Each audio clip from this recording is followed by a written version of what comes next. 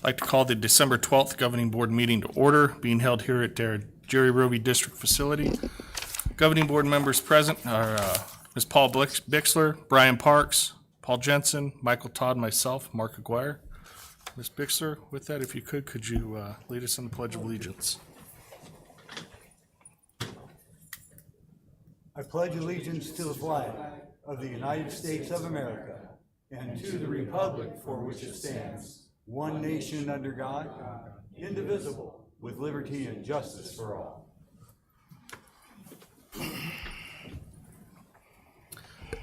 It is recommended the Governing Board approve the regular agenda consistent with Board Policy BEDB and temporarily suspend Governing Board Policy with which this agenda may be inconsistent.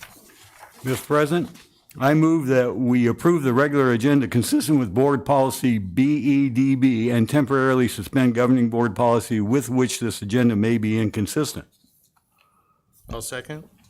So we have a motion and a second. All those in favor? Paul? Aye. Brian? Aye. Paul? Aye. Michael? Aye. I am also an aye. Show that it approved unanimously. Item 2.1, demographic projections by Applied Economics. President Aguirre, members of the Governing Board, we're pleased to have with us this evening from Applied Economics, Rick Brammer and his associate, and they annually have been providing us with demographic revisions. We previously used to do this every 2 years, but with as rapidly as our area is changing, we have been engaging them for an annual review to help us do some advanced planning. Thank you very much. Mr. President, members of the board, Dr. Chef, our pleasure to be here tonight to give you an update. I know you've got a long agenda tonight, and so we're kind of, and I know you guys are kind of old school at this now, so I'm going to try to go fairly fast. But if you see something that you want to talk about, stop. Don Graves is here. He does all our real estate work, all the development projections, and so we're both here. So just let us go through this, and we'll try to make your evening a quicker one here. So you know that we do our modeling work, our data collection, everything at 2 levels for the district, but also for these, in most areas, quarter size or section sized planning zones, so that we get an idea of what's going on within the district. It's even more important in a district like yours, where you've got such isolated pockets of population that happen to be fairly different demographically. Makes it even more important. In terms of our enrollment trends, this year we were up by 171 students. That was actually just 19 fewer than we projected. So the projections are pretty much right on target. That's about as good as it gets in my business. Still almost a 5% growth rate. The composition of enrollment by grade group, we call those cohorts, and so K2, 3, 5, 6, 8. And the good news, bad news is that the little cohorts are growing like crazy. You know what that means? You got young families moving in. So we're really finally starting to see some traction on getting the younger families, or we were until interest rates went up, and we'll talk about what that might mean. But we're really starting to see some really severe, high growth in those first 2 cohorts. 6, 8 leveled off a little bit this year. I'm not sure if it was because of the Roosevelt charter school or not exactly, but we had a very large exiting 8th grade class. But that was the only cohort that was really kind of not what we expected it to be, and that was a whole 19 difference. We know where our students are, the little orange dots on this map overlaid on the attendance areas, that we have concentrations both north and south of the river, which actually turns out is, and Don might talk about it later, is 2 different housing markets, which is actually a stabilizing effect right now, because what we're seeing right now is the entry-level housing market is most impacted by interest rates and what's been going on very, very recently. So the fact that you also have what's going on in Australia, with the move-up housing market, is going to make you a little more solid than some other areas that are only dependent on one or the other. We add all those dots up so we can see how many students there are living in each one of our planning areas. That's what the little number in each grid indicates. Fascinating, but this is more interesting, where you look at what the change has been over the last 5 years. So if we look at each one of those planning areas, where you see red, there's been an increase, and we see blue, there's been a decrease in the number of students. And decreases in the number of students are really fairly rare, other than the blue Is that Blue Horizons in the corner? I can't remember what. That area where closer to the freeway, closer to charter schools, closer to alternatives. But otherwise, pretty much growth. In the Citrus Road area, in the northern part of the district and down in Australia, again, kind of expected. The part that keeps surprising me is Rainbow Valley, where they just keep infilling and infilling and infilling, and it doesn't add up to much in any one year, but you turn around and all of a sudden there's quite a few people living there. So that's something that we do keep an eye on for sure. Demographic trends, we do have final numbers from the census as well as current year estimates. Last decade, we grew at a compound annual growth rate of 5.4%. The last 2 years, we've done better than that at about 6.4%. You will notice that the cohorts, the under 5 and 5 to 13, they're growing. They're not growing quite as fast as the total population. And we do have still those high percentage growth rates occurring in the 65 and up category. And that's because of Australia, but it's also because to the extent that you do have entry-level housing, there's two groups, distinct groups that are interested in that price level of housing, young people and older people. And we see the exact same thing in Buckeye too, where even though it looks like a family house, we're getting a lot of empty nesters moving in because that's the price point that they want to be at. And accessibility to employment is a little bit less important to them. At 20% or so, the population under 14 is still pretty high. It's still a family area. We know that that's linked directly to those populations in the 25 to 34 and 35 to 44 groups, which took a little bit of a hit during the 2010s, but the current data from ACS says that's changing around, and I think that's what's happening because now we're seeing the K2 and 3-5 groups, remember from the enrollment data, growing again. So we know that that's happening. We do track charter schools inside and outside the district. This table only reflects the ones, this is actually total inside and outside the district. And so interestingly, there was 500 less students enrolled this year in charter schools in and out because Great Hearts closed 2 facilities to open 1. And that facility is only about half full. So one of the things that's going to keep our enrollment down a little bit next year is there's still more space that they're going to be filling in that school. Not that they're all going to be your kids, but it definitely has an impact and something that we do take into account going down the road.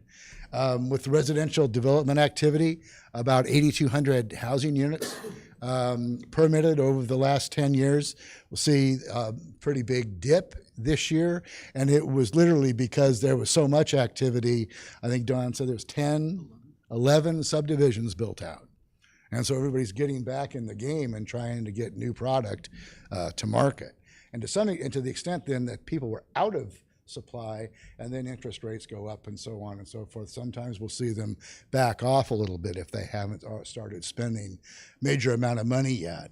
The gray on the top is just age restricted housing units as compared to general market housing units, and it's a steady 100 units or so a year in the market. This last year, the green dots show you the location of the building permits that were issued. Again, like I keep talking about, north and then south, particularly in the southwestern part of Australia. But then those little dots out in Rainbow Valley too, and dots pile up on each other, so it's kind of hard to interpret, but it's definitely still happening. In terms of the future development potential, we've got about 15,000 housing units possible in projects we think will start in the next 10 years. They won't be all built necessarily, although a lot of it will be in the next 10 years. And then there's about 25,000 more at least in projects with longer term. So we're not anywhere near supply constrained here. It's still the sky's the limit in terms of it. However, you'll see that the number of unbuilt units in active projects is really tiny right now. And so we've got a bunch of stuff coming online in the next year, but it also gives us a little bit of uncertainty because until they really get rolling, we don't know how fast they're going to go and how much of a commitment they're going to make in this particular housing market. That potential is indicated by the colored areas on this map, where yellow is future single family and orange is future multifamily, red is commercial, et cetera. Again, we have 2 clusters, north and south. In the projects we know about, though, is the Citrus Road corridor, that whole glob in the very upper right-hand corner of the district, that's going to build out in about the next 7 years or so. And so what's going to happen is we've had kind of a 50-50 shift here, split lately, north of the river versus south of the river. And by about 7 years into the projection cycle, the stuff we know about north of the river is going to be built out. Now, new projects may emerge north of the river, but they'll have to be in Buckeye. And Buckeye so far, he just hasn't made commitment to infrastructure in that area. So that could shift. That's one of the things we got to watch over time, because I do think new projects will emerge, but right now they can't. And so that's going to put even more of the future growth, especially towards the end of the projection period, down south of the river. And the timing, the Don's timing map here that indicates that, where things that are bright red on this right now are active, and then the darkest orange, and there's some of it, I guess this doesn't work, but along that Citrus Road corridor, they're bright orange. And that's where those 1 year out subdivisions are generally located, in addition to some down in the Australia area. Also, what's the part of Australia to the northeast? Lacera. Yeah. So they've been active, or will be active there. They're grading now. So that's one of the projects that's kind of new to the scene, but is making headway there. Of those 15,000 or so in projects, so I think about 13,000 of those are going to get built, along with some of the infill stuff over the next 10 years. That will correspond or result in about 11,400 or so new households. So an occupied housing unit, that's all it means. And then we take that age distribution by the householders that I showed you in the demographic slide and combine that with the number of households to get the measurement of school-age population. If you recall, school-age population is all persons living in the district 5 to 13, whether they go to your school or any school. That's strictly just who lives here. So if we look at this year, that number would be 6,012 is the estimate, which is a pretty good estimate because we're not too far from the census. As we get further from the census, that gets a little harder. But we had total K enrollment of 4,415, which is a net difference of 1,507, which gives you an enrollment population ratio, just one compared to the other, of 73%. Now, if we pull out the 354 students you're getting from outside the district, that means you have in-district enrollment of 4061, which would be 67.9% of the school-age population, which is pretty standard these days in most districts. So just about 2/3 of the school-age population comes to one of your schools. The good news is that it fell quite a bit in the early part of the 2010s when charter schools were really on a tear. You know, after the recession, they all came in and started building suburban schools that they hadn't built before. And they've kind of gone through that cycle, and you can see the service rate has really stabilized.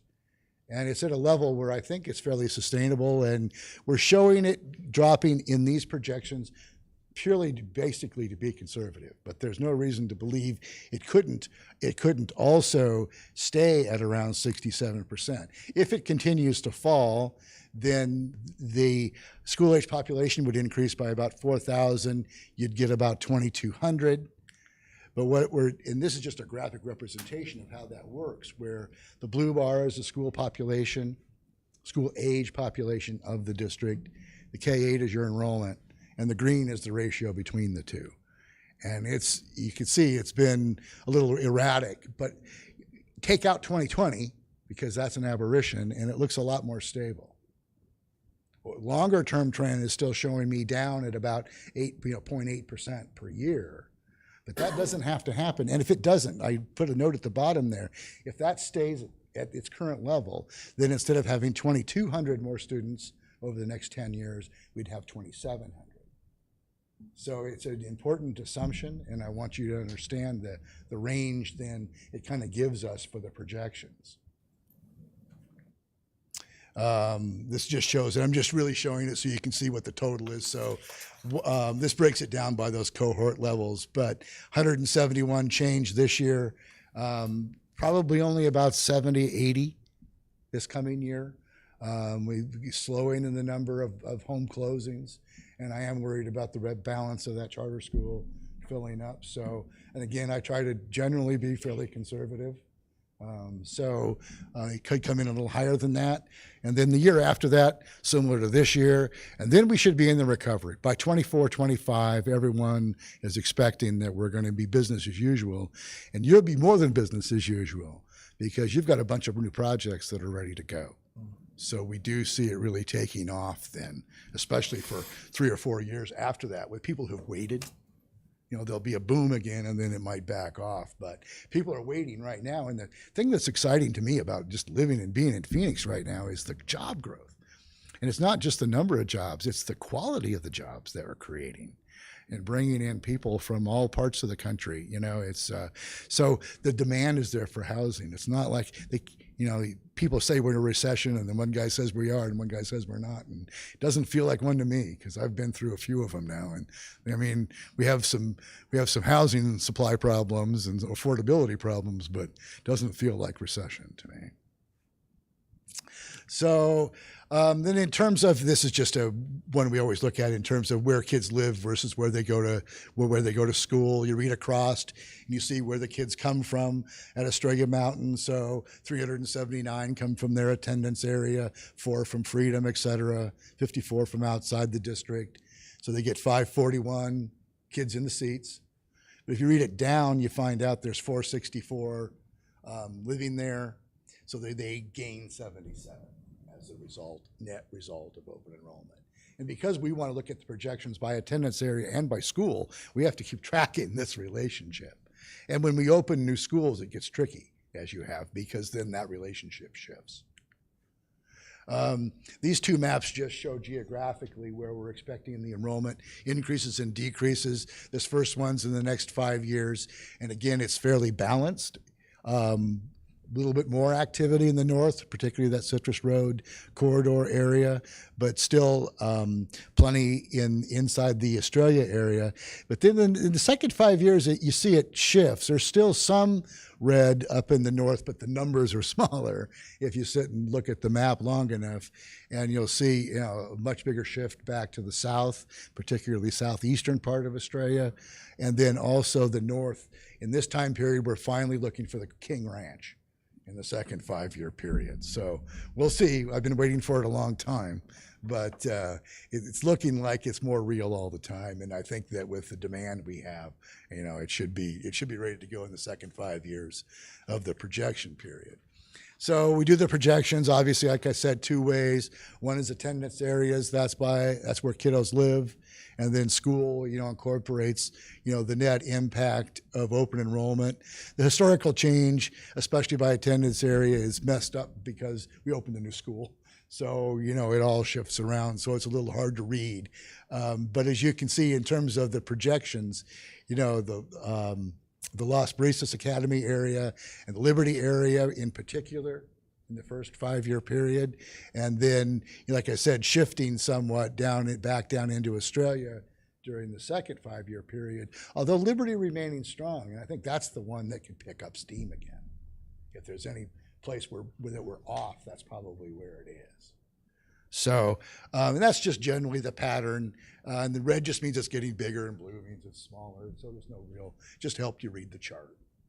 But generally, though, expecting good growth in both of those 5-year periods, 1,200, and then there's about 1,000 or so in the second 5-year period. So obviously, you're experiencing significant growth. We hit our projections. And the exciting part for me, or the different thing, is I'm finally seeing the evidence of young families. Those K2 and 3-5 cohorts. And that's where it all comes from, because they're here now. Well, those are actually going to get bigger as those families stay in the district. Those cohorts should overstep the older cohorts for a while now. We'll see that emerge in the next couple of years. We think that numbers were dampened a little bit by this year, but like I said, they opened in this district, but they closed outside the district. So since we don't get the data on where they get their kids, it's kind of a little bit of a crapshoot as to how much of those were outside the district to begin with versus how much were yours to begin with. But I'm afraid that next year there could be a little bit more impact from that. housing permit activity decelerated primarily because there wasn't, anything left to build. And they were still, doing groundwork and trying to get lots into subdivisions, which, is still in short supply. The entry-level housing in the north, we should bolster our enrollment numbers. Because like I said, not only is it a lot of houses, but it's the right price level of house. And that's what we're seeing driving those K2 and 3.5 numbers up. And there's nothing standing in the way of us, experiencing continued housing growth over the next 10 years. We've got some intermediate challenges here with affordability, particularly with interest rates, a lot more than prices. Basically, what interest rates did was it made the prices real. When you had 2% money, the price of the house didn't really matter so much. And now where you get 6% money, then the price of the house really matters a lot. And in response, we've already seen a 10% reduction in the median home price. So there is, it'll correct itself. Interest rates will come down, prices will come down, and we've still got huge amounts of demand. That's the thing that I keep coming back to, is there's still a lot of people out there looking for housing. So, like I said, I tried to keep it brief, but please, whatever you want to ask, we can go back. Questions, Ms. Bixler? Yeah, thank you so much. Very informative. You said over the next couple of years, the growth is going to be more like in the range of 1.7%. Yeah. But then 25, 26, we can anticipate something closer to 6. Right. As far as the projections over the 2 years that you have, what percentage growth rate did you use for 24, 25? We didn't really use a percentage growth rate. We do it all based on the number of housing units that we think are going to be built and occupied by the market, and then drive it up from that, turn it into school-age population, and the number just happens to turn out to be whatever percent. I see. So it's the housing starts that you're looking at. And so, Housing starts. okay. All right. Thank you. A quick question on birth rates. Basically, we've lost half the birth rate over the last 20 years. A lot of information out there that shows that's going to continue to plummet. How does that reflect into your? Some people are saying that. I kind of tend to be one of the people that thinks that maybe we've seen the bottom a little bit. We had this major shift. The average age of mother at first birth shifted by 7 years in a period of 12 years. So it essentially took a whole bunch of production offline for that period of time, if you want to think about it. And it builds on itself. It's not it's point in time, but it builds volume.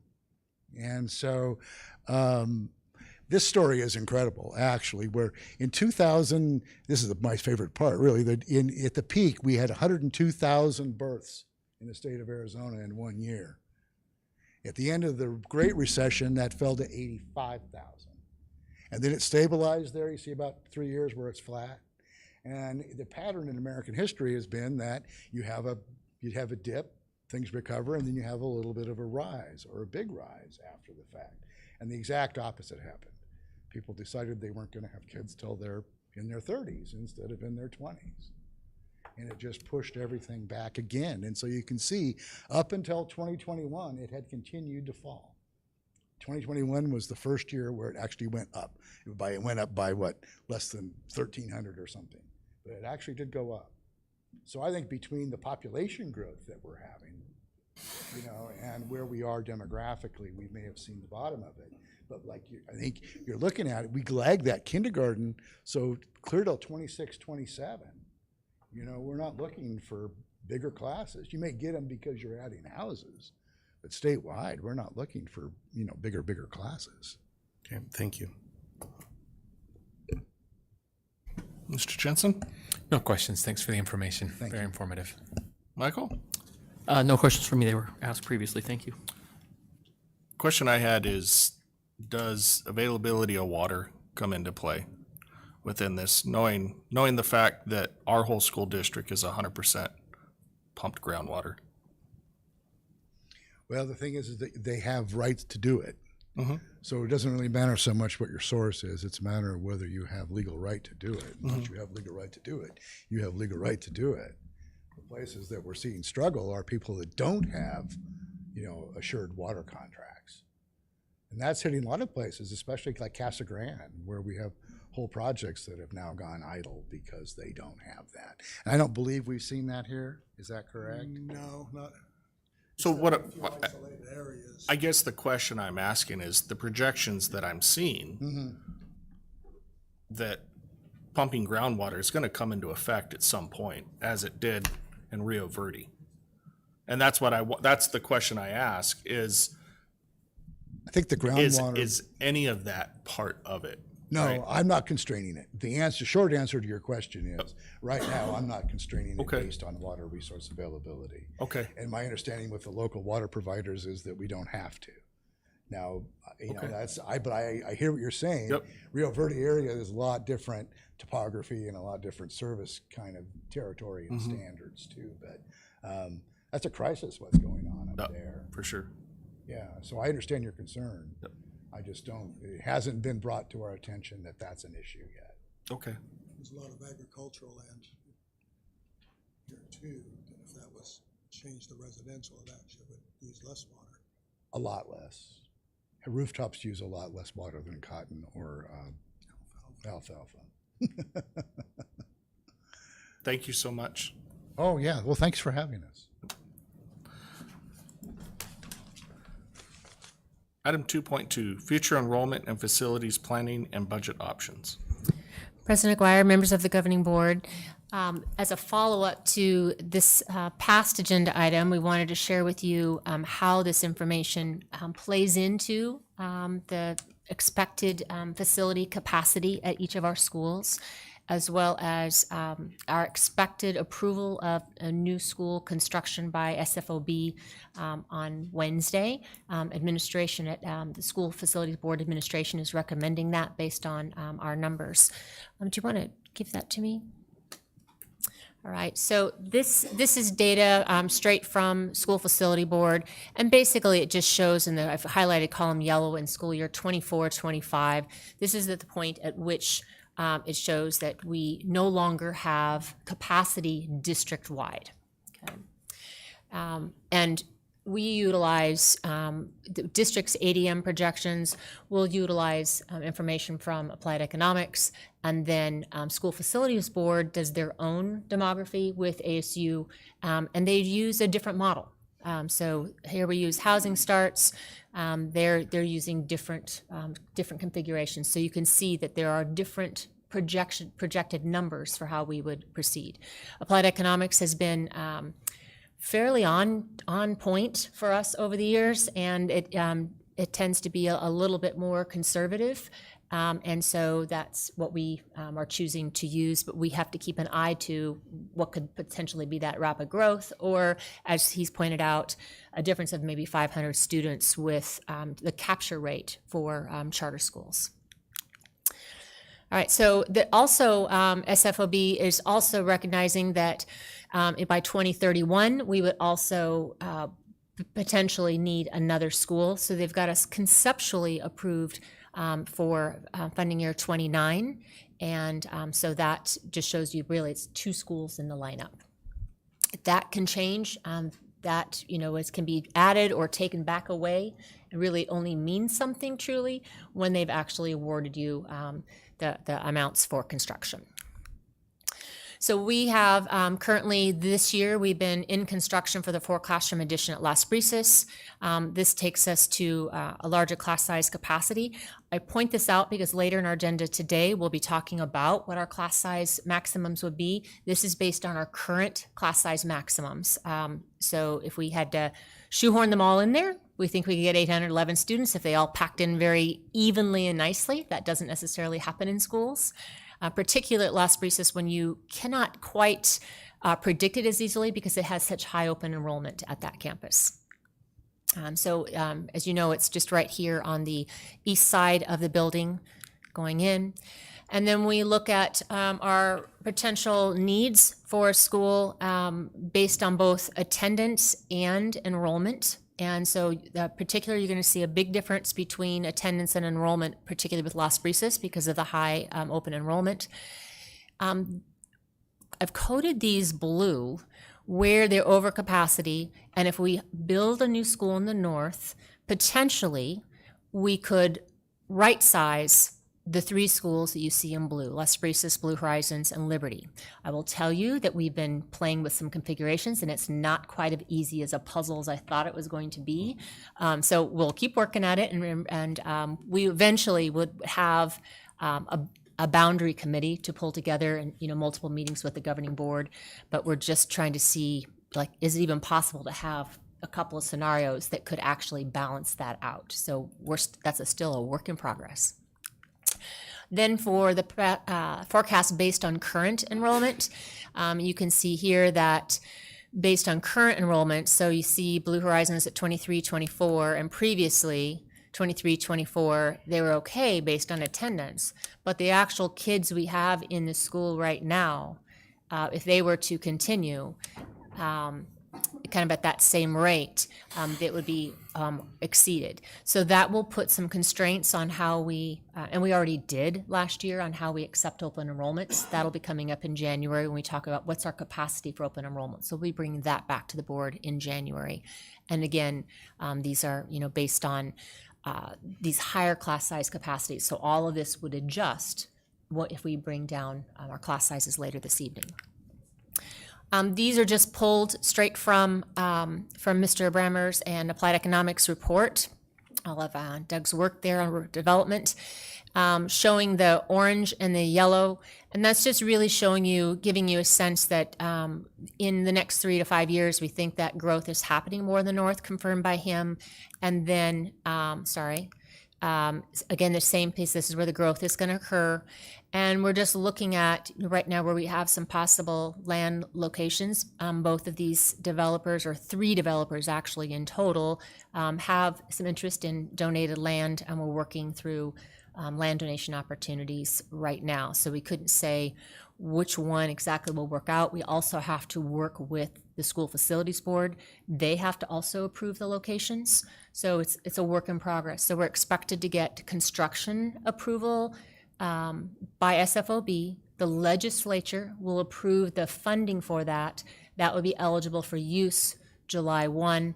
In January, we're expected to continue that work on the nailing down where the land will go for the school.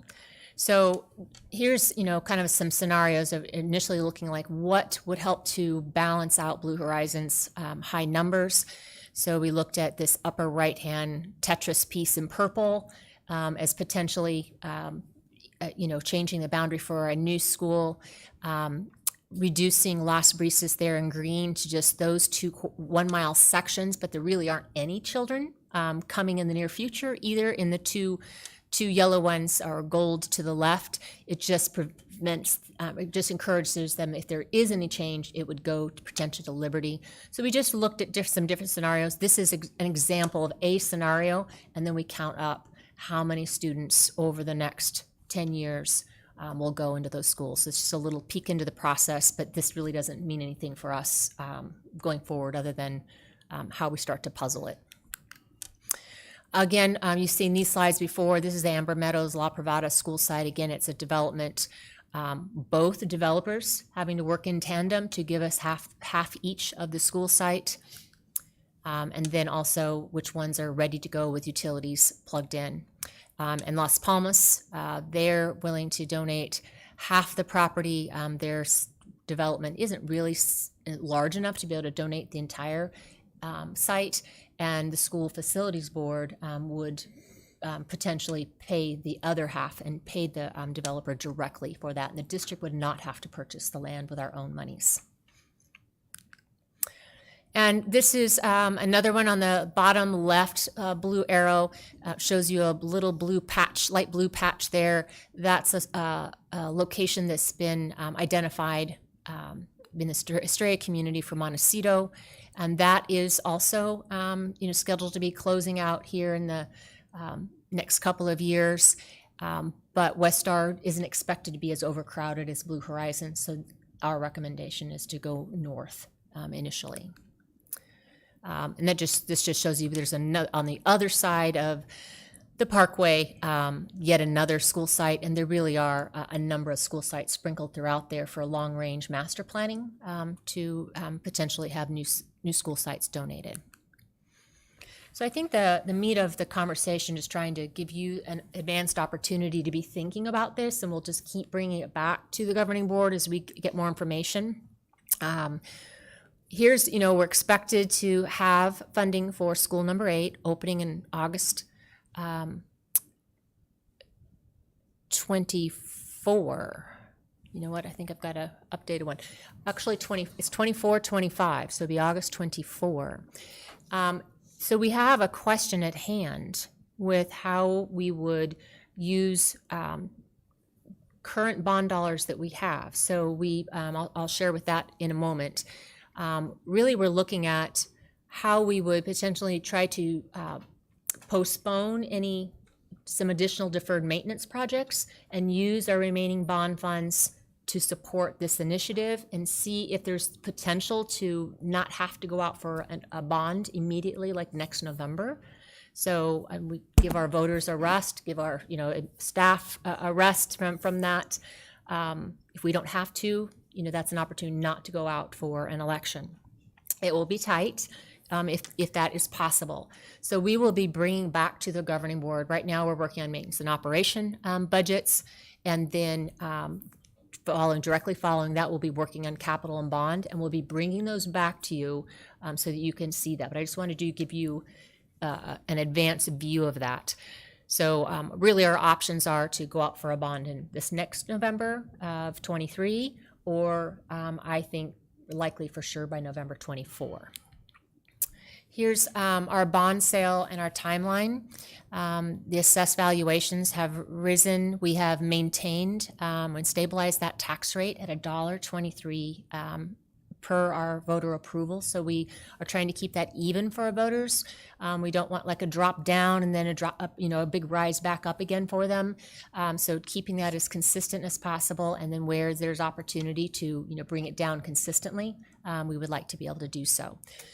So this shows that our final bond sale now is scheduled for September 23, and that is just a last smaller increment to support the things that are in the current bond as it is already approved.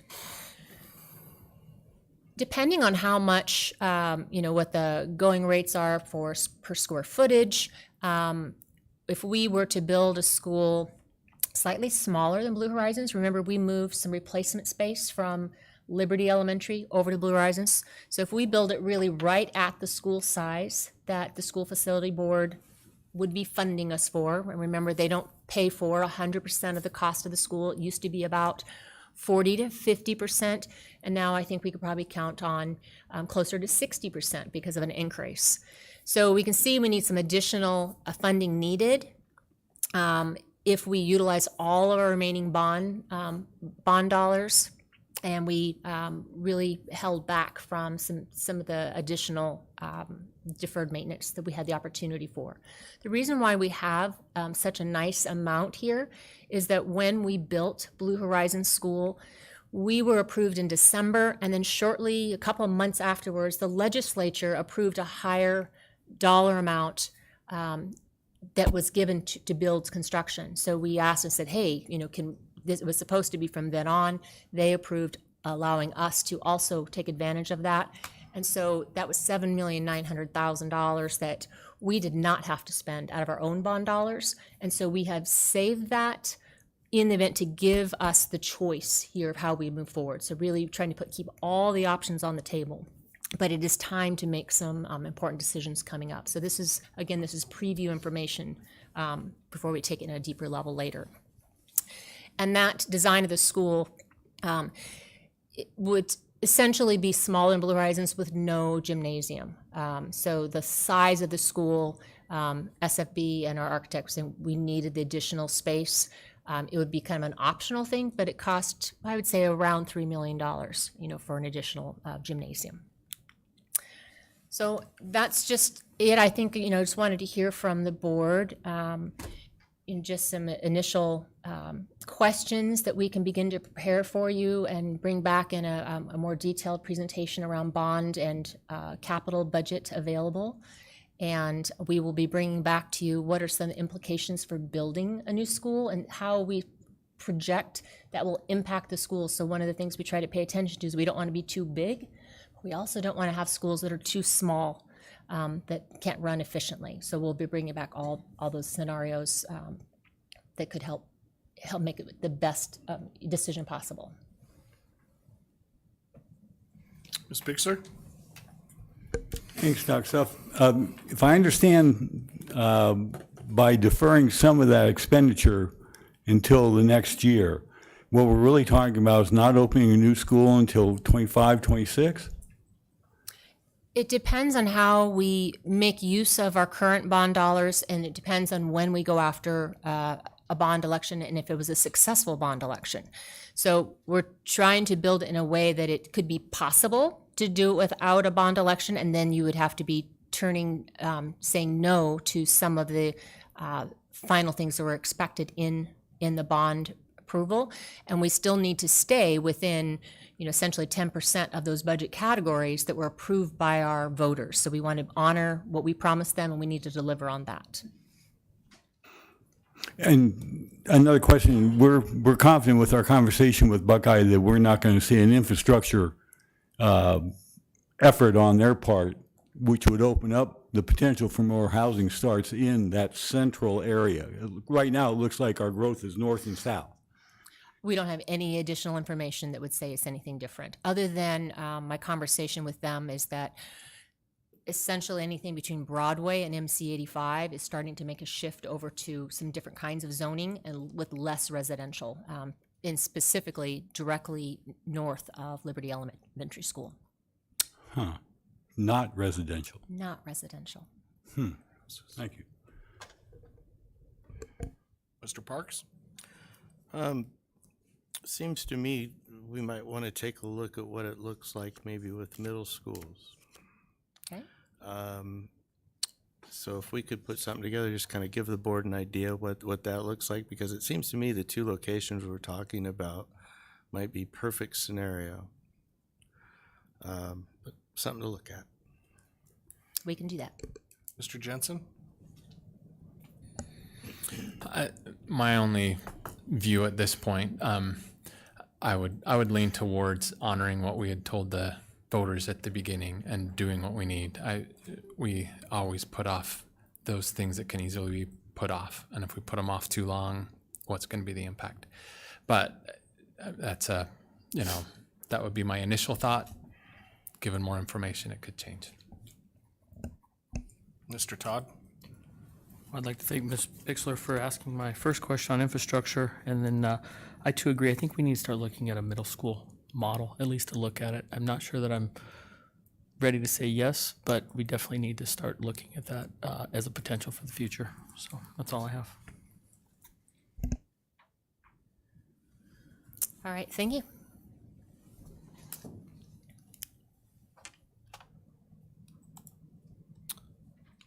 Item 2.3, class size, attendance, enrollment reports, school newsletters. Dr. Shuff? Mr. Jensen pointed out that we may have a variance in the numbers for the comparison between last year and this year, so we'll provide an updated data for that in the upcoming board update.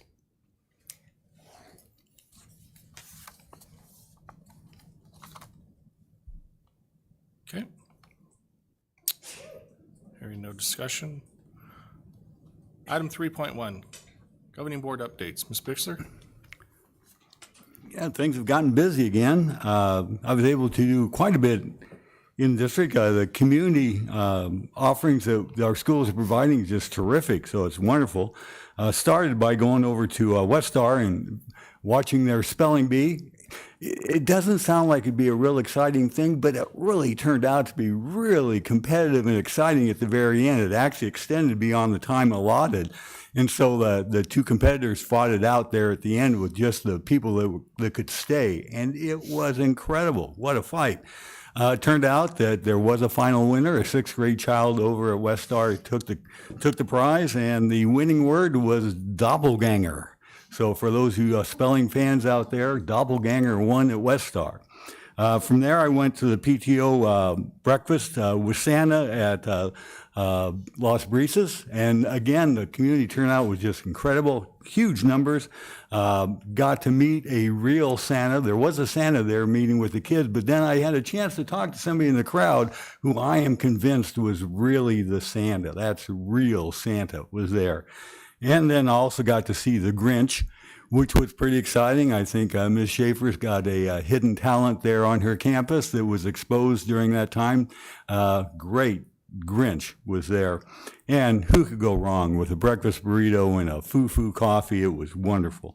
From there, went to cookies and caroling over at Estrella Mountain. And that was also very exciting. I love the way they have it set up where the grade levels move from location to location and perform their acts there and allow the parents just to stay in one place and enjoy it. And again, just a great turnout. The Winter Wonderland at Rainbow Valley also was a great turnout. Lots of people there. I could not believe how many people were at Rainbow Valley. It was just huge, the amount of community that was there. And then finally over at, once again, back at Estrella Mountain, where I was able to attend the kindergarten music program and to watch 5 and 6-year-olds perform was really a thrill. Lots of fidgeting going on, but they all did the choreograph and they all sang along. It was another great moment. Again, wonderful turnout. So good job, campuses. You're doing a great job of bringing the community in. Mr. Parks? Well, unfortunately, I was plagued with that wonderful flu that went around, so I was strapped to bed for 2 weeks. So unfortunately, I didn't get out much. So. Mr. Jensen? No. Hats off to you, Paul, for always going to all the events. Really grateful for you to go and represent. I did make it to the Rainbow Valley, partially because my wife is heavily involved in that and does a lot to get ready for that Santa shop there. And I personally, I biasedly think it is a wonderful Santa shop that she puts together. But anyways, that's all I've got. Mr. Todd? Fortunately, I don't have much to report. I tried to avoid the plague, so I've spent the last 2 weeks in South Dakota and leave again tonight for Minnesota after this meeting. So I this year missed events, and I certainly apologize. I got to attend the Liberty Christmas Ensemble. Special thanks to Holly and the PTO. It was wonderful seeing K through 5, and place was packed, standing room only. So I don't know, maybe we have a tradition at Liberty from now on. We will see. So, but thank you for that. Item 4.1. We have 2 Eloise flag.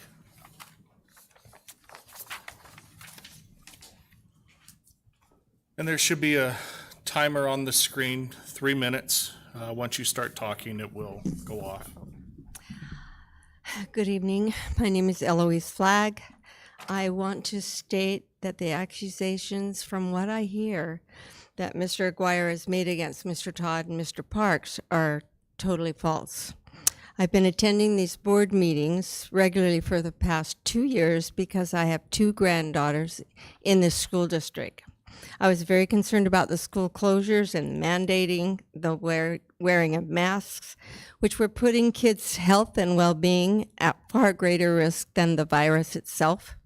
I listened to parents passionately telling of the plight of their children and how this nonsense was exacerbating their children's asthma, learning disabilities, and other health issues. There were there were just 2 weeks left of school, and Governor Ducey had lifted the mask mandate for Arizona businesses and lawmakers, but Mr. Todd and Mr. Parks were the only 2 on the board who voted to unmask our children. I just found that unbelievable. The only two men on the board that had compassion, common sense, supported the parents, and fought for the best interest of our children were Mr. Todd and Mr. Parks. They've always supported parents' rights, protecting our children, and supporting the community that they serve. Not so Mr. Aguirre and Superintendent Schuff and the rest of the board. Furthermore, the only ones who have been disregarding the open meeting discussion rules are in fact Mr. Aguirre himself and the Superintendent Schuff. I've never witnessed Mr. Todd or Mr. Parks of any such thing. Liberty 25 is in desperate need of new leadership whose top concern is being responsible to the community, listening to and protecting parental rights and our children. Remember, the superintendent works for the board, not the other way around. And just as important, leadership who doesn't accuse board members of undesirable behavior that in reality they themselves are guilty of. Thank you. Mr. Kunstler.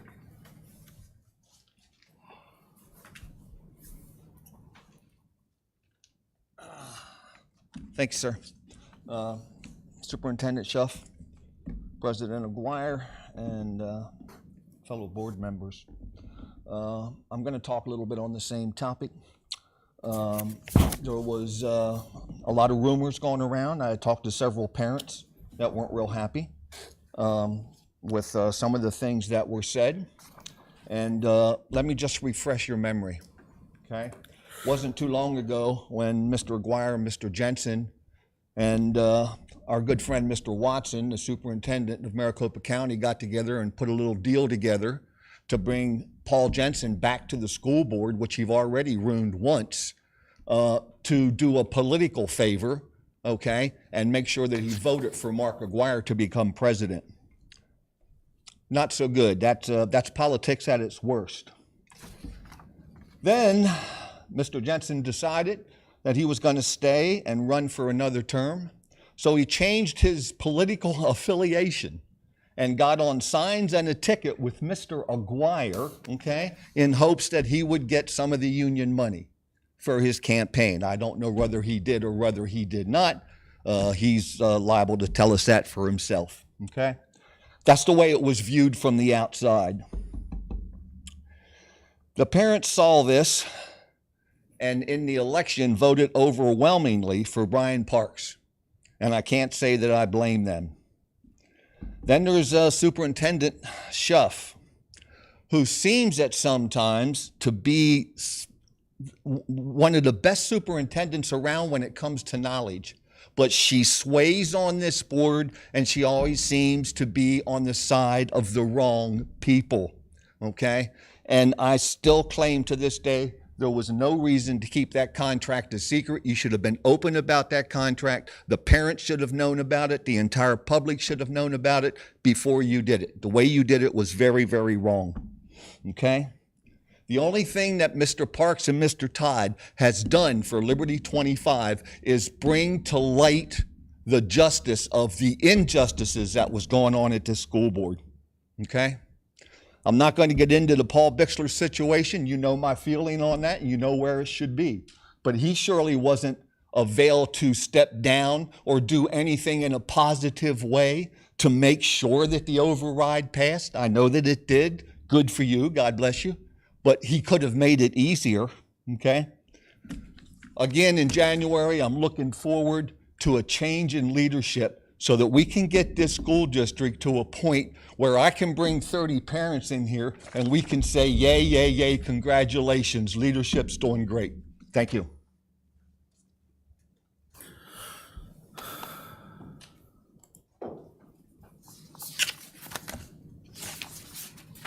I would like to make a comment, just to make sure that everybody knows. I did change from Republican to Democrat, and it was prior to ever having any visions of getting on the board. That was my own personal preference in a non-political party. I received no money from unions and paid out of my own pocket for signs.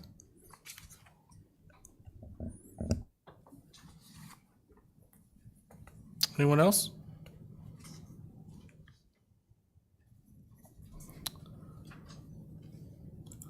Consent agenda. Anyone like anything pulled?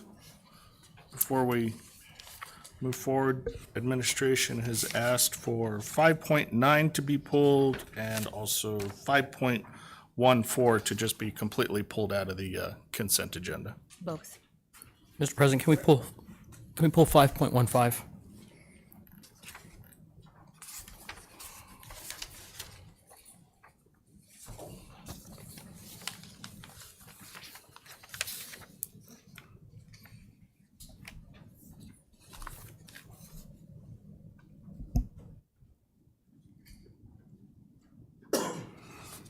I'm sorry, that was 5.4 and 5.5? No, that was 5.14, 1.4. right? And 5.9. And 5.9, administration is asking to be stricken. And then Mr. Todd is asking to actually pull item 5.15.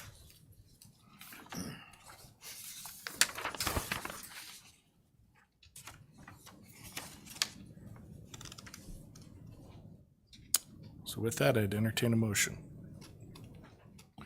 Mr. President, I'll make a motion to approve the consent agenda with the exception of 5.15, 5.14, and 5.9. Second. So we have a motion and a second. All those in favor? Paul? Aye. Brian? Aye. Paul? Aye. Michael? Aye. I am also an aye, show that it approved unanimously. We'll move right into item 5.15.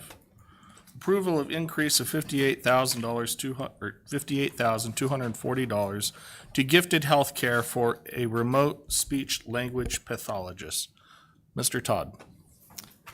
Mr. President, thank you. I'm just wondering why we're outsourcing this. If memory serves me correct, in the past, we had done this, excuse me, had quite a bit of problems. This was under a previous administration. It became a pretty big mess, and there were a lot of problems with that. So I thought we were in the business now of bringing most of this in-house. I just wanted to get some clarification on that before we move forward. Thank you, Mr. Todd. We agree. So our goal is certainly to bring as much of this as possible in-house. We had a pretty good track record pre-COVID, and now faced with not providing services to children, we are seeking outside contract service for this. Also, our first choice would never be to have that be virtual. So this is essentially a stopgap to make sure that we are fulfilling our IEP minutes for which we're out of compliance. Thank you. So this would be a temporary, hopefully we eventually bring this back in-house? We are always looking to do that.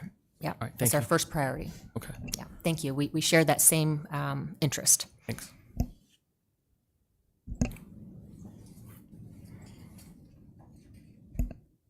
Any other discussion?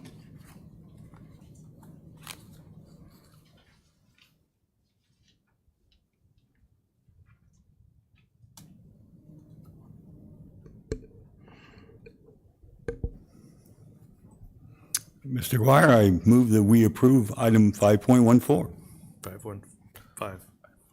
5.15. 5.15, I'm sorry. I'll second. So we have a motion and a second. All those in favor? Paul? Aye. Brian? Aye. Paul? Aye. Michael? Aye. I am also an aye, show that it approved unanimously.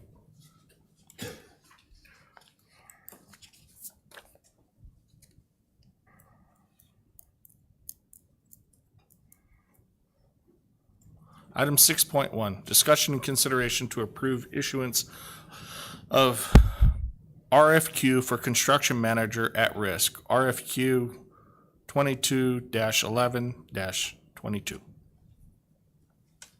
Business Services has been working on the process for the request for qualifications to be issued at the conclusion of our board approval. So Ms. Strickler is available for any other questions. Questions? Hearing none, I'd entertain a motion to approve item 6.1. Mr. President, I make a motion to approve issuance of request for qualification for construction manager at risk, RFQ 22-11-22. Second. We have a motion and a second. All those in favor? Paul? Aye. Brian? Aye. Paul? Aye. Michael? Aye. I am also an aye. Show that approved unanimously. Item 6.2, discussion and consideration to approve the school calendar for school year 23-24. President Aguirre, members of the governing board, working our way backwards on a backwards design plan of trying to come back and be ready with contracts and approval going forward. Mr. Nuttall and I would also add Mrs. Camp have been working quite diligently with options for how both the school calendar and the work calendars work together. So this first agenda item is for the school calendar, really just utilizing the preferences the governing board gave us in the public hearings and also the study session. Primarily the study session, I would say.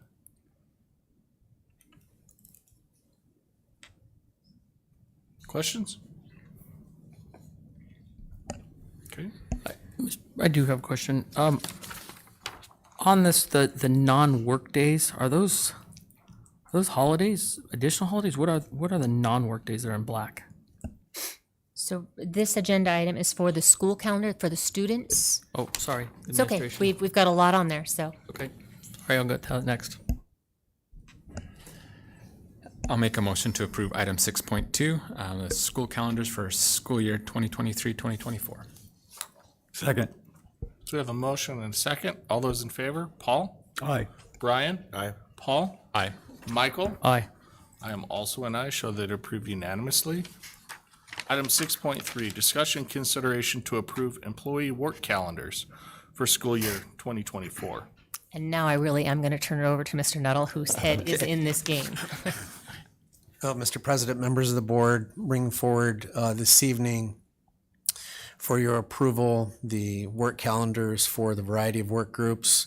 We met with each and every individual employee group to try to do what the board requested in our study session to make them have as much right-sized as possible. And so we've worked through these calendars. Of course, all the work calendars are driven from the school calendar. So we start from there and then we work out, and we spent quite a bit of time. I just wanted to point out one discrepancy that you may see, which published online and what I've placed in front of the board tonight. The 12-month school site administration work calendar noted on September 1st and 15th as just not days on the calendar, quite frankly. It was just a editing error in terms of the black box. So the numbers were white and so was the box. We needed to take the box and make it black so you can see the numbers. So that adjustment there is for September is made for you. Specific to your question, Mr. Todd, the black days that you see on those work calendars are in conjunction with the certified teacher work calendar, in which those are no work and no school. So obviously the school calendar's no school on the Friday. But on those days where there's professional development or parent-teacher conferences, things that occur on Friday, which are noted in the middle column of all those calendars, you'll note that those black days are no work days for the employees. Stand ready for any other questions or comments towards the calendars. I would also add that the committee started out with approximately two work days for our teachers per month, and hearing some additional feedback. And we did, I know that board thought maybe we didn't talk with our teacher advisory group previously at the last meeting. That was a topic of conversation. They did take back some of those ideas. We met with them again, just letting them see it, and we really received a lot of positive comments on that. Things like, we think, our teacher's gonna be really happy. This is even better than what we showed them the last time. So we are hopeful that it will have a good, what the board is intending is, what helps us with retention, but also what helps the school district with move forward. So the days that you see for the teachers, those aren't just professional development, those really are the collaboration days, the work that needs to be done, like grading, writing assessments, things that they need to do with more than one person that they can't, and it just isn't as conducive if they don't have a team approach or pairs of people working. So this really, we hope that that the board sees this also as a compromise, and and brings us forward, it's something that certainly that could be reevaluated in a future year. So, take for example, in January, we only have one non-work day on the 26th. So does that mean the 5th, 12th, and 19th are professional development days? That they will be required to come to the campus? One of those days is I believe the first day of the, let Mr. Nuttall catch up with us here. And if you are able to put that up on the screen for people watching, he is looking at the teacher, the certified calendar. One of the meetings in one of the days in January is parent-teacher conferences. So students will release early on Thursday, and historically, our teachers start those conferences Monday, Tuesday, Wednesday, before school, after school. So they're conducting a number of those things before or after school. So the expectation on that Friday will be when they're finished with their conferences, they will be eligible, just like they have in the past, to go home. And so that won't be a full kind of bell-to-bell day on the 2 conference days that you see on this calendar. At the very bottom of the work calendar, you'll see the days that are set aside for parent-teacher conference. And those are Fridays. So we went ahead and called those work days because I think from a teacher perspective, they would consider those work days, even though they have flexibility. Just one other thing on the teacher calendars, if I can point out. So one of the things that we tried to do was ensure that where possible, we could extend a weekend for our teachers. As an example, if it's a paid holiday, such as Labor Day on, the 4th of September, what we tried to do was make the 1st, the Friday right before that, a non-work, so they essentially have the Friday, Saturday, Sunday, and Monday. We did that on every break intentionally to ensure that they would have an extended time for no work. So I think in theory you'd go, well, we're just going to do it every other week or some kind of configuration of that. But when we did that, we tried to honor the already time off, and that was very well received by the teacher advisory group as well as our school principals to honor that time. So there was a lot of thought and intent that went into this particular calendar, from which every other calendar was basically derived as well. So I guess I still don't feel like, maybe I'm not answering the question properly. So I ask about the January, the same thing in September. We've got an 8th, a 22nd, and a 29th as work days. Looking down below, I don't see anything in August. So that's 3 professional development days in that month? September 29th is a parent-teacher conference day. Okay. So you'd have 2, essentially, and then 1 parent-teacher conference day. So I was thinking, what I've heard from all the teachers is they're looking for one 8-hour professional development day and not 2 days. And it looks like we still have a lot of 2 6-hour days planned throughout here at times, some months. Yep, some months. Particularly in August and September at the start of school, there is a heavy lift for getting started and to implementing what needs to have happen during the rest of the school year. So those in particular are really, I would consider essential. Okay. I would just say we really did get a lot of good feedback. I mean, we don't necessarily receive everything that comes to you to have additional feedback, but it's been very positive. Okay.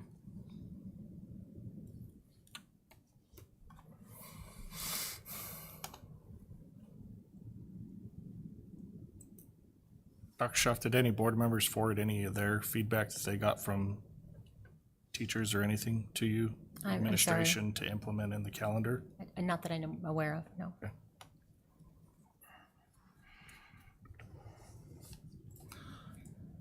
With that, I'd entertain a motion to approve item 6.3. Mr. President, I move that we approve the employee work calendars for the 23-24 school year. I'll second. So we have a motion and a second. All those in favor? Paul? Aye. Brian? Aye. Paul? Aye. Michael? Aye. I am also an aye. Show that it approved unanimously. Thank you, and I'd like to thank Mr. Nuttall again. Item 6.4, discussion and consideration to approve the Junior Network Administrator job description and position. Mr. President, members of the governing board, currently in our IT department, we use a lot of third-party outsourcing for additional supports and services. Part of our 5-year plan was to always add some additional support in the terms of a junior network administrator. If you'll remember, all of what we're trying to do is build succession planning so people have continual growth opportunities. We have a senior network administrator, we have field techs, and we have a student management systems analyst, and obviously Mr. Moreno is our executive director. So all along, this plan had always been to add some additional supports as we've grown tremendously, specifically with the needs for tech. Right now, we've just been outsourcing many of those needs, and we feel like it would be better served in terms of using, to a point made earlier, our goal is to always hire from within as opposed to outsource things.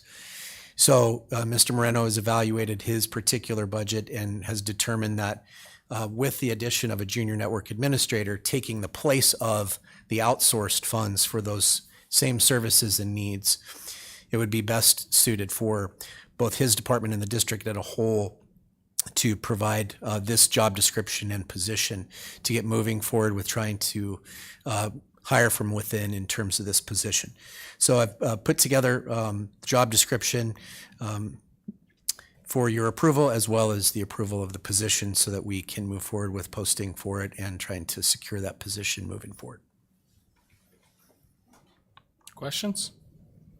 Just a comment, I think this does add to what we're talking about with trying to do things internally and instead of outsourcing stuff. So and I know as we add buildings and more classrooms, our IT needs are going to be greater. So I think this solves a couple of things proactively. So I agree. I think this is a good idea.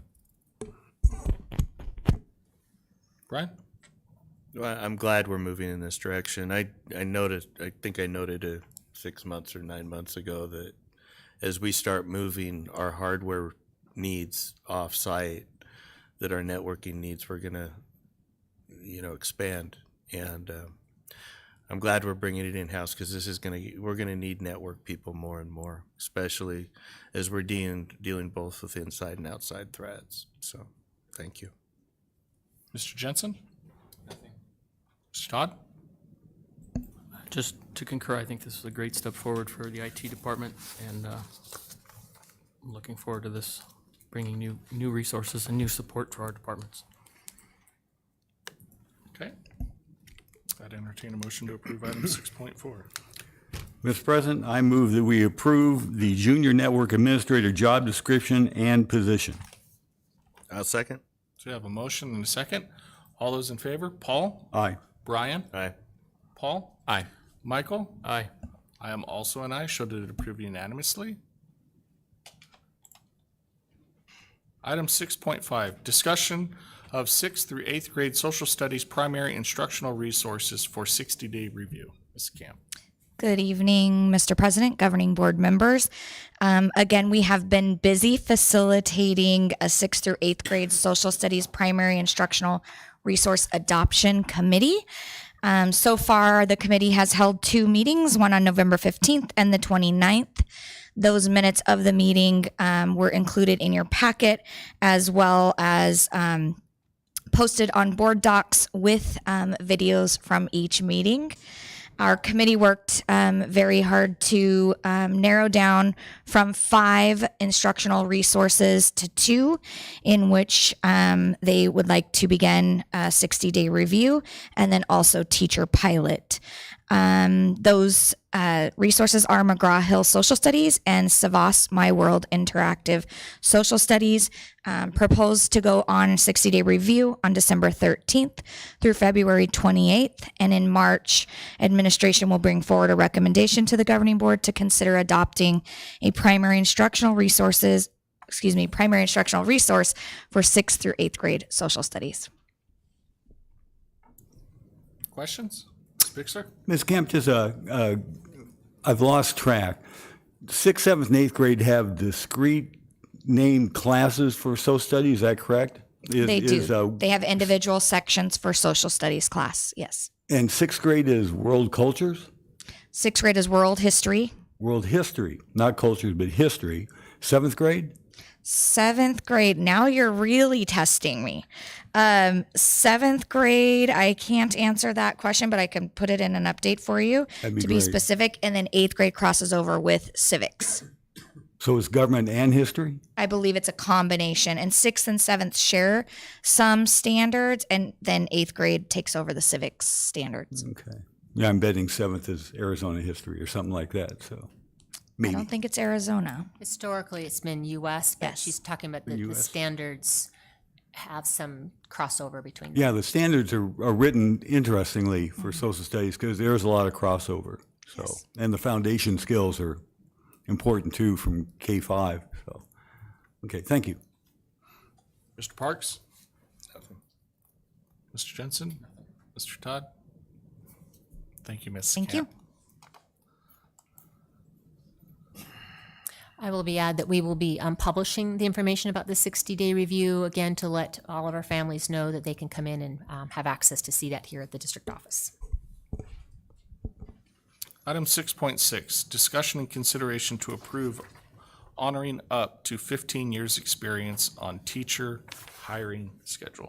Mr. President and members of the governing board, we are recommending this evening for your approval to honor up to 15 years of experience for all of our certified teachers. Just a couple of weeks ago, we approved 2 different hiring schedules, one of which is for certified teachers that currently honors up to 10 years of experience. The other is for special educators and our instructional coaches that honors up to 15 years of experience. They are not different in terms of numbers. They just continue along in terms of what our continuum is, up to 15 years. We anticipate that with the approval of a 4-day work week and all of our research, that you have the opportunity to bring some veteran teachers in, people who are in between 10 and 15 years. Many times, we are a target destination for teachers, I will tell you that. In many cases, we are a target destination, and oftentimes we miss out because we honor up to only 10 years and we can't match.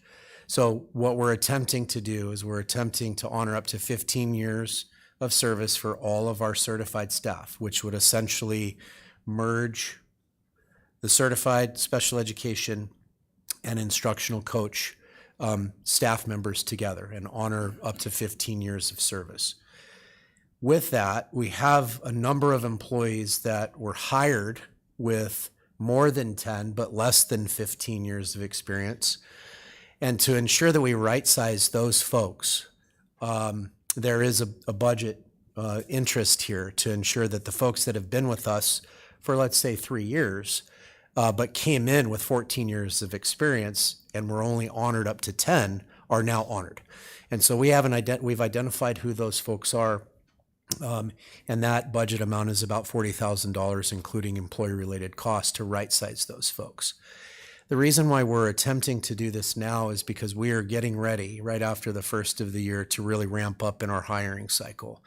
And we have some great marketing plans and things that piggyback on recently approved increases, plus honoring up to 15 years of experience, plus a 4-year or 4-day work calendar, with the hopes of having a line around the building when we go to interview people, as opposed to holding a sign out in the front to see if they'll come in and interview with us. So we're just attempting to continually market to keep the very best people coming through our doors to apply. So that is what we're recommending for approval this evening. Questions? Within this expansion from 10 to 15, we've checked to make sure that the people who have come in with more than 10 years of experience, that they're going to be held whole, right? We're not going to hurt anybody by... That's correct. Every single person who has between 11 and 15 years of experience, we've identified who those people are, and to make them whole, it's going to cost the district about $40,000 to do so. But no one's taken a cut. No. Right. Yeah, I agree that I think we need to award and honor those people that have that experience. My experience with teachers is that they get better over time. And so I think that we honor that 10 to 15 year commitment to public education. So I agree with it. Just for clarification, where are those funds coming from? The additional funds were budgeted from the additional component within the legislature. So we had earmarked a couple of other projects in addition to compensation increases. This is part of that. Perfect, thank you. I think we're on the right track here. Jensen? I agree. I like this. Also, just wanted to confirm if someone came in with 20 years and we only gave them the 10, we're upping them to the 15, correct? That's correct. Okay, Code Right says that perfect. as well. Thank you. So Mr. Todd? this pay raise, this is basically a pay raise for them. This might also help some of those that were lost in the last pay raise. We had some over 50,000. They weren't quite getting the same percentage, but this is gonna probably help balance some of that out as well. Is that correct? This really is only intended for those people who are in above 11 years of outside experience. That's what this is really intended for. Could it have that result in terms of right sizing that? Certainly it could. Okay.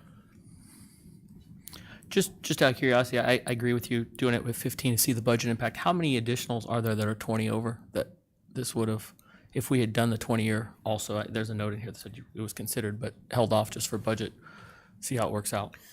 It would have probably added 4 teachers more. The concern is the long-term right budget impact of 20-year veteran teachers, and that's the concern. So that's why we stuck with 15. I would also just say, we researched several other districts around. Only one other district matches what we're recommending tonight in terms of honoring up to that many years of experience. Most districts are still around 7 to 8, some 10, but not very many.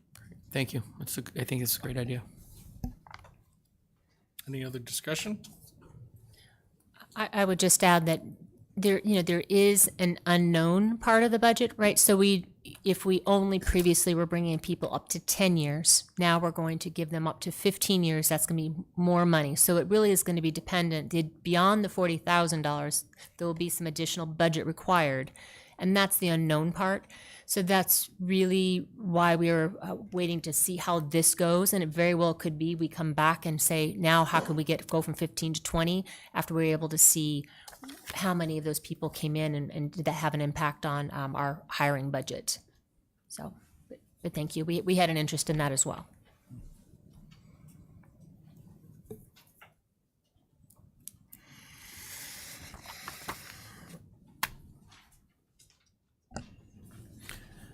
I'll make a motion to approve item 6.6, approve the honoring of 15 years experience on teacher hiring schedule.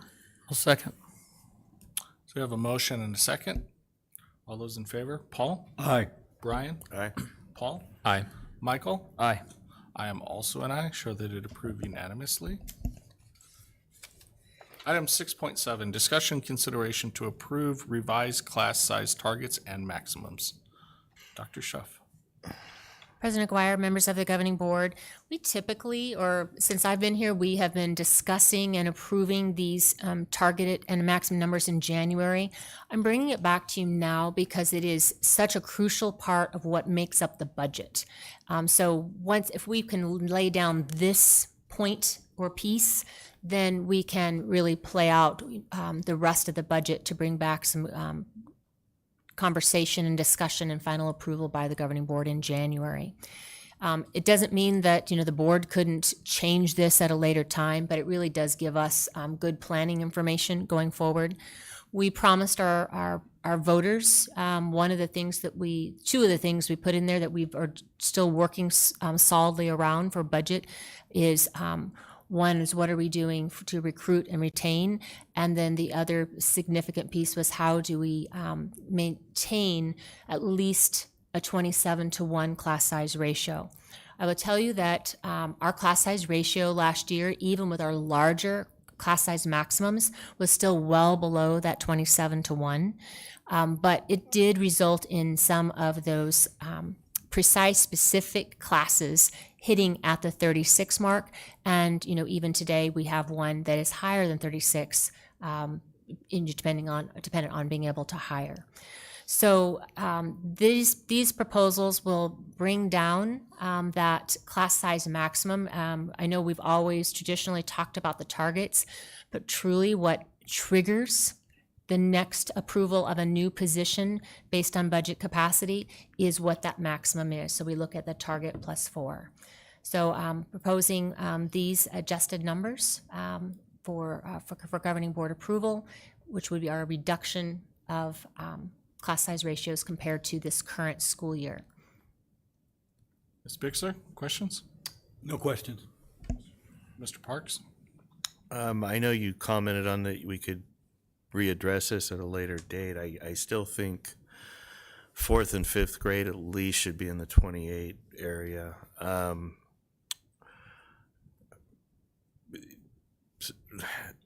What difference would that make at this particular moment in time as far as making an adjustment to at least 4th and 5th to a 28? In doing this analysis, I put in the maximums at every grade level, the projected roll-up and our projected numbers, projected out what the staffing should be based on those class size. And then, so it really is, as soon as you tweak 1 or 2 of those numbers, you end up with something different. So I will tell you that 28 is lower than what we had even previously. So it's quite a bit lower. When we add even the difference of even the difference of just 4th and 5th grade going down, it had an effect of about. Since I'm trying to think if I'm saying the right specific thing, I don't want to say the wrong information, but I modeled it in a slightly different way. So I modeled it, what if it was just a little bit higher? And that would have been a difference of 5 teachers. When you go down, you're likely to have an increase of even more than that. We've got pretty limited budget availability beyond our fixed costs for this next school year. And if we were to increase an additional 5 teachers, we would be wiping out a pretty significant portion of what is remaining for budget interests to work with. So I can certainly, if you want to take the time with this meeting, I might be able to No, model a little I bit. just, look, we can always readdress this, and I think it may be something when we start getting into budgeting. I'm asking, can you just put something together on the 4th and 5th so we can take a look at what that really looks like? I have had my head way deep in a lot of research, and it's pretty evident K through 5 when you start getting up, and I know you said 27 is kind of the number we're looking at, but you get up over 28 in these classrooms, it creates an immense amount of more work and pressure on these teachers, and that's always a consideration of mine, and taking a look at how do we balance that out. So if we take a look at that and somehow come up with something that works on the K through 5, trying to keep it 28 and under, that'd be a good place to at least start. I can certainly provide some more information. I think you are spot on when you say the higher the class size, it's more workload on the teachers. The smaller class size doesn't necessarily equate to improved student learning unless it's really, really very small. Although I've seen some more recent research that's starting to show, that maybe it's not quite as low as that, but like 15, 14 in those lower class sizes, that's really truly not affordable. So yes, we could, and really I was looking for some direction tonight if possible, but if we need to bring it back, we can bring it back.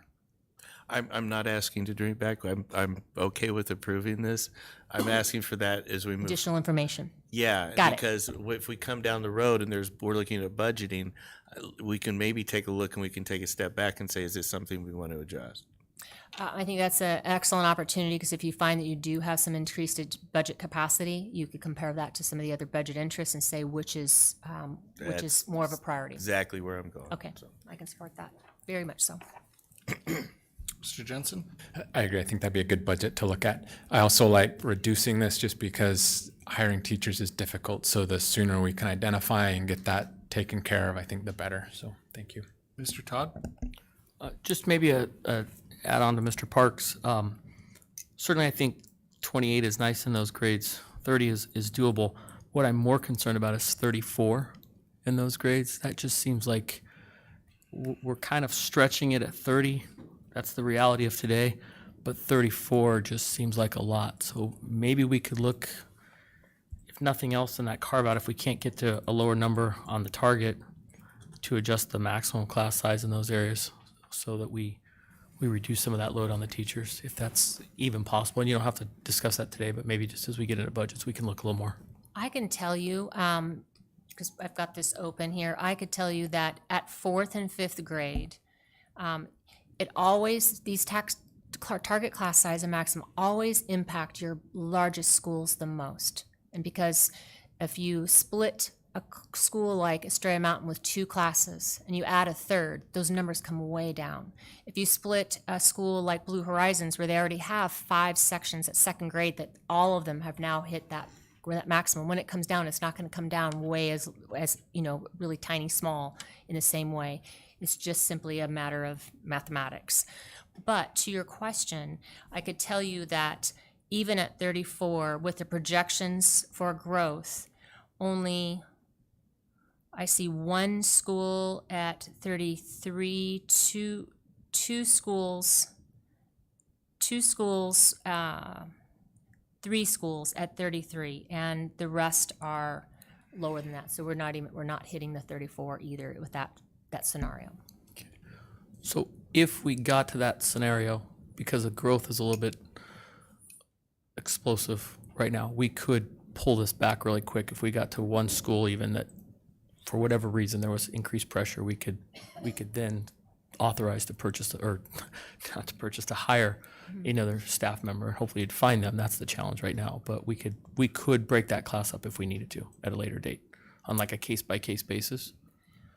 So the two parts to this. So when we budget, we'll budget for we model out how many we are going to assign in staffing, and that's with growth. So come August, we say, well, what growth did we actually get? We also know some of that growth is not even going to come in perhaps until December or January, partway through the years when that growth is still going to come in. So therefore, we staff it with the growth. Other school districts will do it more conservatively, and they'll do it with the whites of their eyes. Who do they have now? Kind of just a straight roll up. That's difficult to do in these times of being able to hire teachers from the start. So we already leave that ease in there for growth. And then with that, we still budget typically somewhere between 2 and 5 additional teachers that are just for wherever this growth may surprise us at. Sometimes we have to move a position from one school to another school that didn't materialize with how much growth was there, so we try to be responsible that way. Once we've exceeded the number of positions for which we've saved some open positions for, at that point is when we would come back to the governing board and say, look, our 7th grade is exceeded, that we have exceeded the budget positions that we've preserved for this, and that at that point we may be saying, can we have authorization to use one-time funds to still hire an additional teacher? But to your point, yes, we're going to put into place and try to be consistent for equity for all schools, because if we make some one-off decisions, then we would always be needing to bring back all of the situations where we hit over that particular number for your consideration.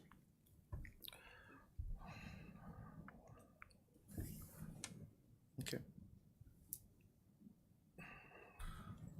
So I think, for me, I'm fine looking at it now, approving this, bringing it back at a later time. I think one caveat is that maybe there's a mirage here, that people lose focus, that just because we get to the maximum or just because we're at a target size doesn't mean that we're actually going to be able to find teachers. Because the reality is that more and more individuals are not getting into the teacher profession. So I think that's a reality that a lot of folks need to accept. The other thing I would add is, in doing this modeling, counted up how many general education classrooms we would need to utilize, and do we even have room if we start to make some of these class sizes a little bit larger? So we're bumping up against that in 1 or 2 places. So just know that this model, to the best of our understanding right now, we can fit that number of staff, and we're probably, as you said, more likely to be able to hire the teachers for it than if we brought it down a little further. But it's certainly an option. If there's no other discussion, I'd entertain a motion to approve this item. Mr. President, I move that we approve the revised target and maximum class sizes as presented. I'll second. So we have a motion and a second. Paul, all those in favor? Paul? Aye. Brian? Aye. Paul? Aye. Michael? Aye. I am also an aye. Show that it approved unanimously. Item 6.8, discussion of governing board self-appraisal.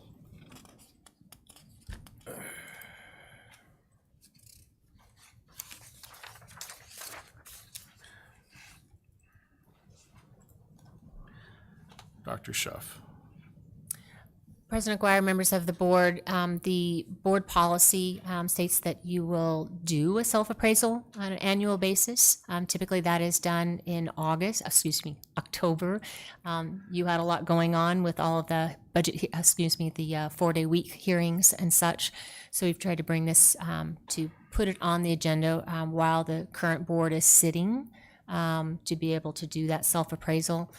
It's really up to you as a governing board how you would like to address and discuss the information shared.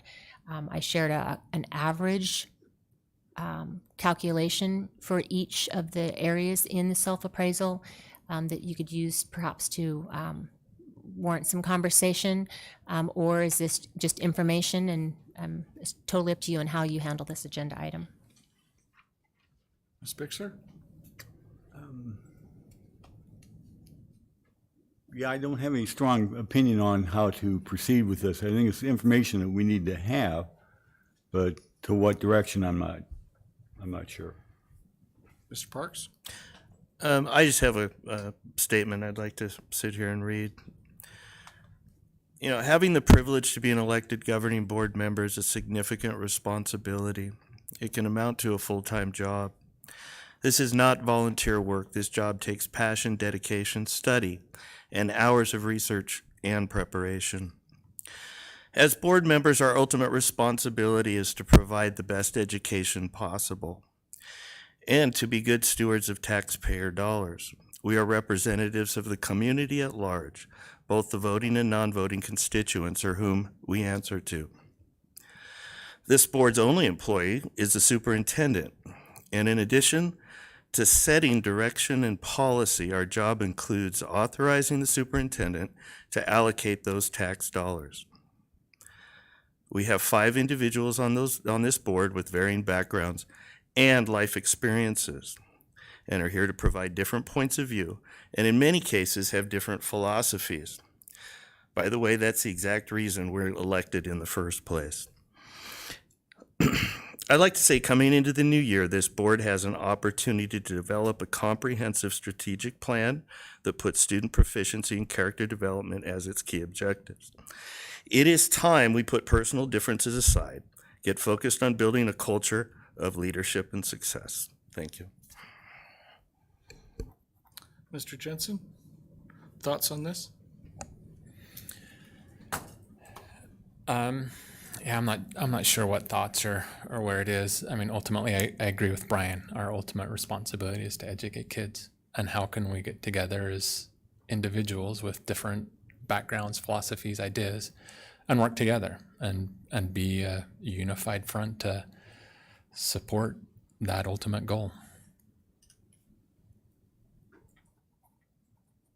Mr. Todd? I would concur with the previous statements. Certainly everybody has different backgrounds. At the end of the day, this board has been quite successful in getting the voice of the majority of the people correct, I believe, which we are elected by those taxpayers. So unfortunately, we all want to take politics out of education. We're kind of forced into some politics by people outside of our control. But at the end of the day, despite differences, which I think can be healthy as well, sometimes you'll talk to many school superintendents and they'll say one of the worst things to happen is to have a 5-0 board constantly. It doesn't allow things to happen. I've heard that many times. So at the end of the day, I think we get things right. It's not always pretty, but we do get it right, and our staff continues to come back. We have great staff here, and we've made it through some pretty tough times over the last couple of years. So Dr. Schuff, with the averages, do you see anything concerning? Or administration, I should say, do they see anything concerning? Well, I think that the board can see where they're higher and where they're lower, and certainly I think some of the comments have really spoken to the relationships among board members. And to Mr. Todd's point, you know, that it's not ideal necessarily to have a 5-0 vote, but how we are cohesive as a board and our purpose and what we're doing going forward is how we will keep that at the forefront. So I think that those are important things. You know, go to Mr. Parks and Mr. Jensen's comments around that. I think support trying to move in that kind of a direction that would be helpful.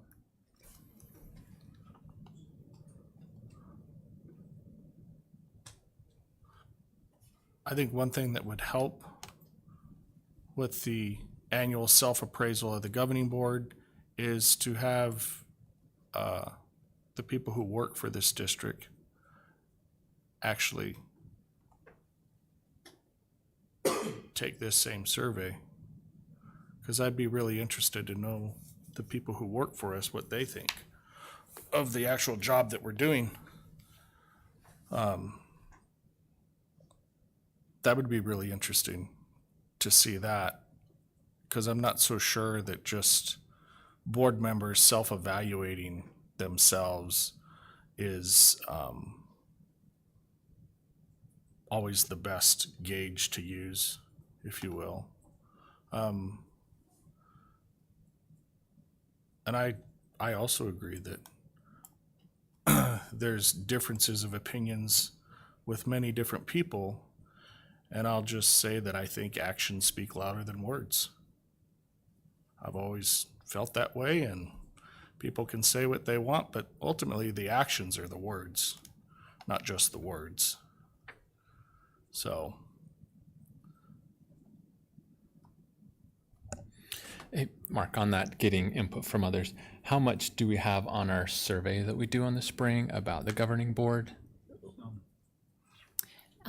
Currently, there aren't any survey items. Our mid-year morale survey had one around, I want to say, support from the governing board in context with some of the other external community members and such, or legislature.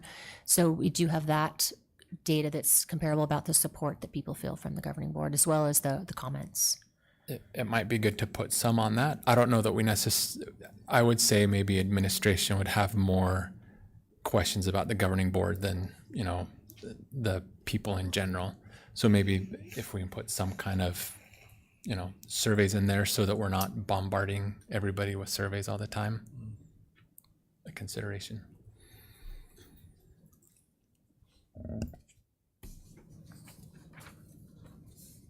Is there any other discussion on this item?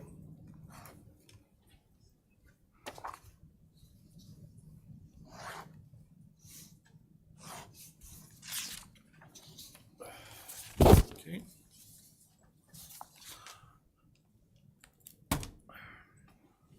Hearing none. Item 6.9. It is recommended the governing board convene an executive session to be held immediately during a recess and the regular meeting for the superintendent mid-year evaluation and discussion of performance pay goals. The governing board additionally authorizes the governing board president to bring the governing board out of executive session.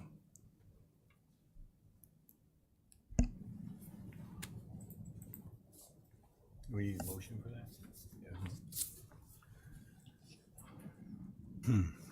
I move that we convene an executive session to be held immediately during a recess in the regular meeting for the superintendent's mid-year evaluation and discussion of pay goals.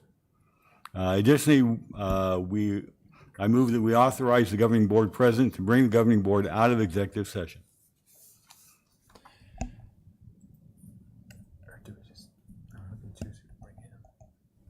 So we had discussion about bringing Chris, the upcoming governing board member, into. Do we need to include that in the motion, or do we just make that agreement when we are?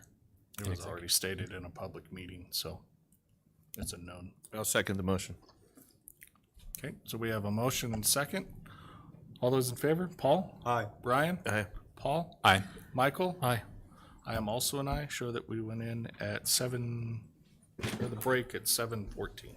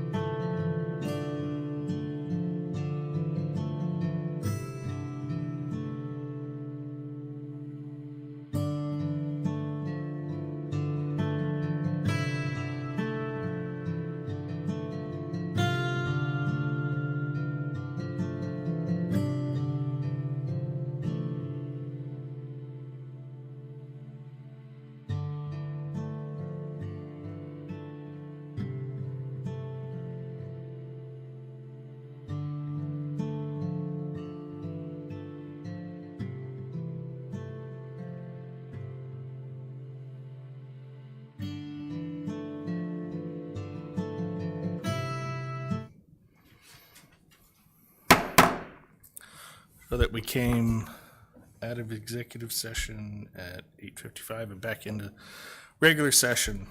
So we're on to item 6.10.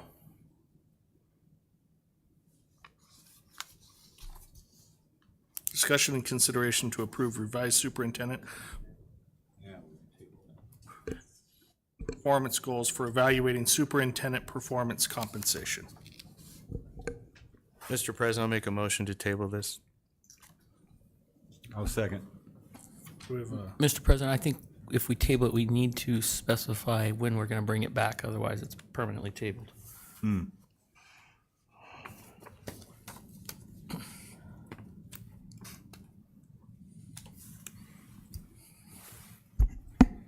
we know when that is? And I'd just say sometime in the first, I would propose that you amend it to be within the first 2 months of, by the end of February, something of that nature. Mr. President, make a motion to table this until, and readdress it within the first 60 days of the new year.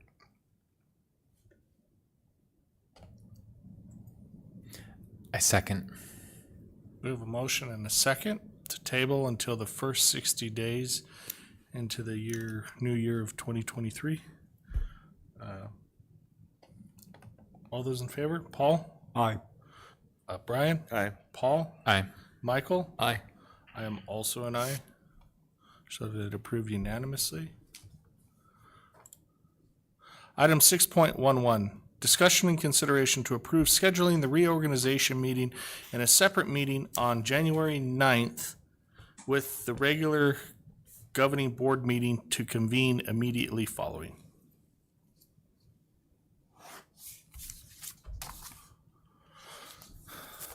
Discussions? Paul? I have none. Brian? I'll just state this. I mean, we've been through this. I'd prefer it be on a different day. I mean, the reality is it's going to work out the way it's going to work out, and we'll deal with it then. So I don't really care what we come up with at this point. We'll get this straightened out next year. Paul? Yeah, Michael? Mr. President, I would agree with Mr. Parks. I think the issue with this is our board policy says that the president will work in consultation, or the superintendent will work in consultation with the board president to set the meeting agenda. If there is a change of presidency on the board, by having the meeting on the same day, the sitting president, which would be the new president if there is one, would not be able to have had that consultation with the superintendent. Effectively, the current presidency term ends the 31st of this year, midnight on January 1st, I guess. So I do believe we need some time to allow that to happen. I'm sure it will work out either way. Okay. Is there any other discussion on this item? Hearing none, I'd like to make a motion to approve item 6.11 as presented. Second. So we have a motion and a second. All those in favor? Paul? Aye. Brian? Paul? Michael? I am also an aye. All those opposed? Brian? Hey, Paul? nay. Michael? Nay. Okay, so motion fails. Item 7.1, governing board comments or agenda topic requests. Anyone have anything they'd like requested?